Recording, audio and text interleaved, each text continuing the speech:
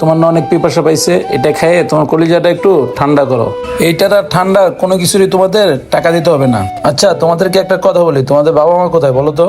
Uncle, আমার বাবা মা নাই। আমার এই ছোট ভাইটার রেখা আমার বাবা মা অনেক আগেই মারা গেছে। আরে, এরকম ছোট ছোট দুটো বাচ্চা রেখে তোমার বাবা মা মারা গেল। যাক, আল্লাহ যেন তোমার বাবা মাকে বেহেশতে দান নসিব করুক। আঙ্কেল, আপনি জানেন আমার এই ছোট ভাইটারে মানুষের কাছ থেকে চায়া চুয়াইন না খাওয়াই এতটুক বড় করছি। আমি ছাড়া আমার এই ছোট ভাইটার আপন বলতে পৃথিবীতে আর কেউ নাই।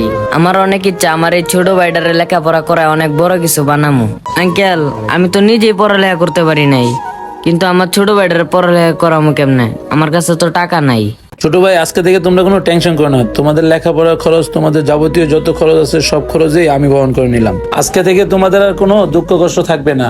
আর তোমরা দুজন আমার বাসায় থাকবা, ঠিক আছে? তাহলে চলো আমার সাথে। বন্ধুরা, আমাদের সমাজে প্রতিনিয়ত এরকম ঘটনা ঘটে যাচ্ছে। আসুন আমরা সবাই মিলে